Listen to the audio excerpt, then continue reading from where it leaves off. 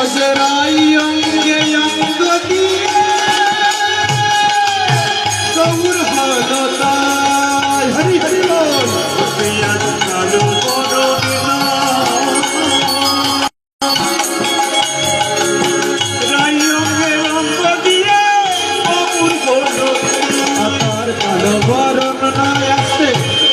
গৌর হরির রূপ কেমন দেখেন তো, দাপর যুগে কালো ছিল, কেলে ছড়া বলতো, তাই বলছে কলিযুগে এসে ও তার কালো বরণ নাই,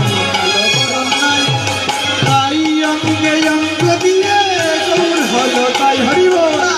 কালো বরণ